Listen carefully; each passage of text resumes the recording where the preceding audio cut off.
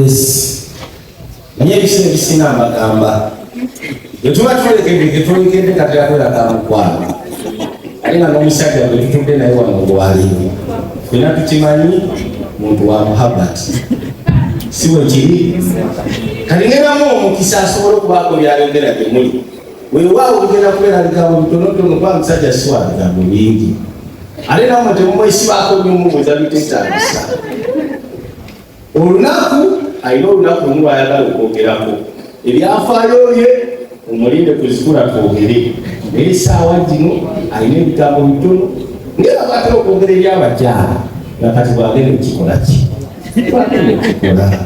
Banaye temumunyiga. Mukanye. Mwebale kujja mwenna olunaku lwa Sunday the Mega Shematic Experience. Eno show nabagambye nti biralamu era basina bajjabira okuwolondooza kyenjawulo kyeyina nti competitions aba DJ abagenda okompitinga abagenda okuwangula laptops abagenda okuwangula hard drives muno gabibira muvamu katwe ko Japan katwe bagenda gaba fridge bagabe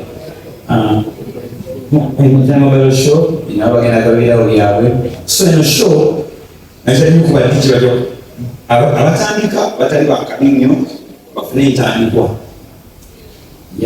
kyekyo kikoze naye nga tulimax naku lwa Sunday ebintu abirimu balabo bona mujja balaba ekyenjawulo ekirimu nti biralamu ekyo nkibadamu nti biralamu ku buno seta kugenda kuba yanjawulo nnyo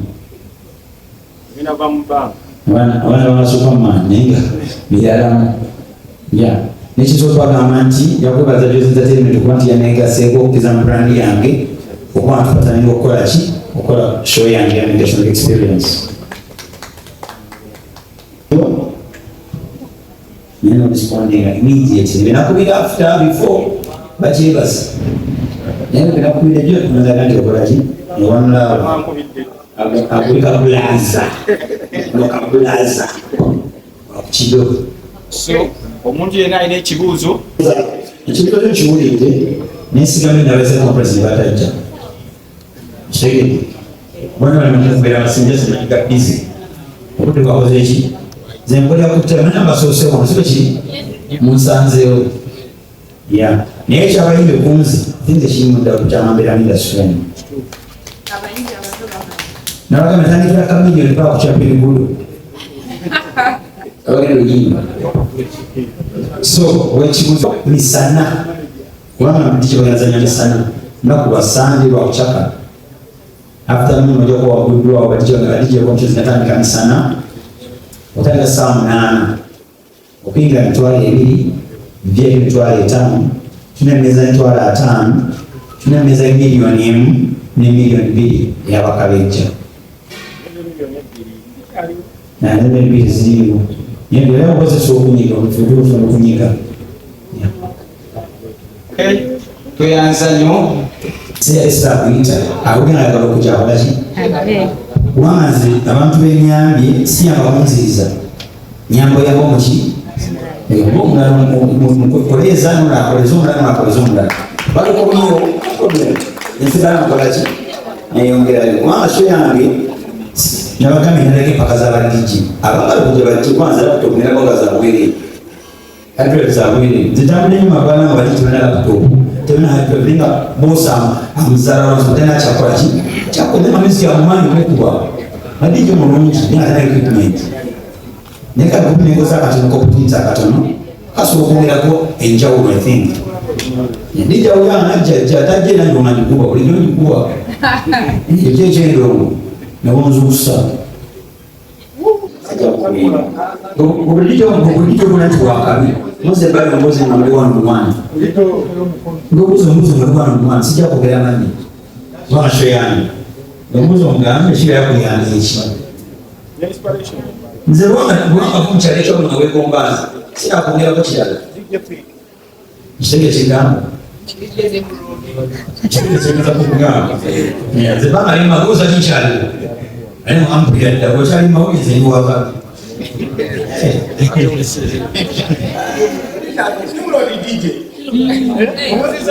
Nimrod DJ omumalo osobola okwetuna ekintu DJ bantu bandi benkulidde sente nyingi muzisa munzire mumanyi ngani musayiziza pejasi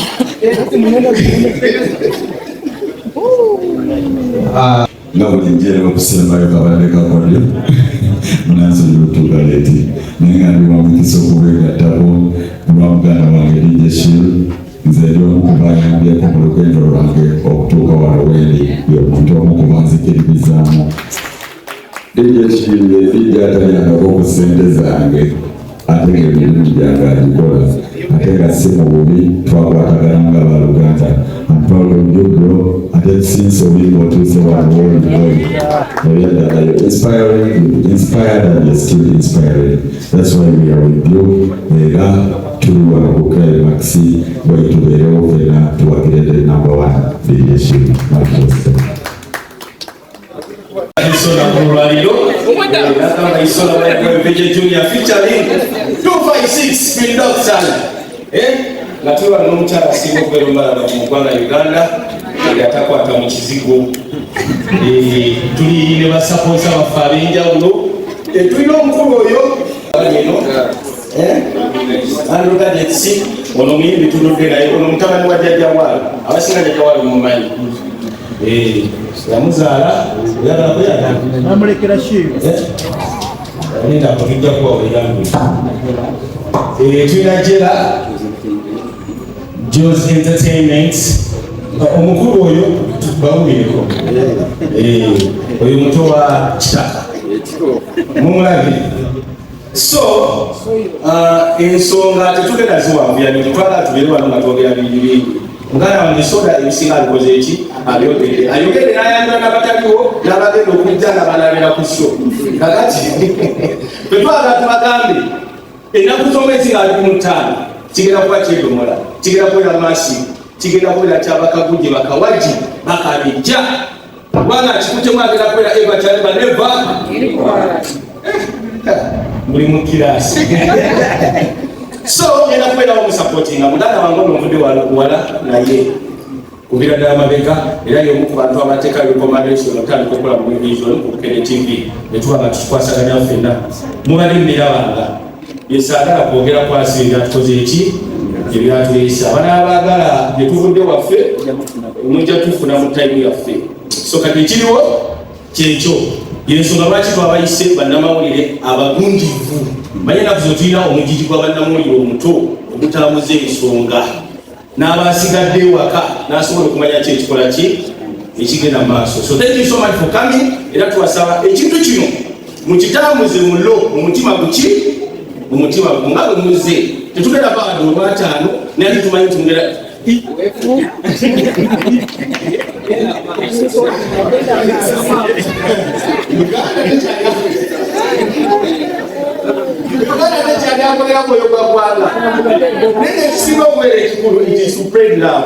twagala tutambuze omuki omukwano atambuze okukwagala abantu mbagazi ekintu niwakwoleka netujjabawa yaka transport 12 wamaanyi bawulira zitegendobawatetugenda kunasaawa zino ngamutakazinaweyo mwongezi. But anyway, thank you so much. Let me give an opportunity to mukyalo ono naye aliko byayogera gye muli tateganyako kibatu tansabanga ku ssente kikulu nti ekyenjawulo zekyendako ssente zesinze buli kimu kya ssente mu industry yaffe tutuuse time nafe abayimbi abatandika nga tulowooza oba tulina ssente tosobola kufuna muntu akubeererawo. Nze muva we natandika okuyimba olemmegete Shiru simuwabako wadde nakikubitizanya oluyimba lwange naye nga tebagamba nti azanya everywhere he goes. Wanawe tuchuse ate muyimbi Chokola mkoko zosipakiza wenda DJ wa mitwale session ndozo bego muchikunje kwanza nakona akasamu never know DJ sine zafu na zanjabu just isingana muyimbi ati right now just DJ and sing enkwata ya sente ematalinga naye oba DJ wakolera sente right now. Oba DJ buno buzimba enju, oba DJ buwasa omukazi, oba DJ buweerera abaana, oba DJ buzimba mu kyalo, oba DJ is a business. Oba business yetu yenati bomikisinga bimu nti okana muntu mulala yenna.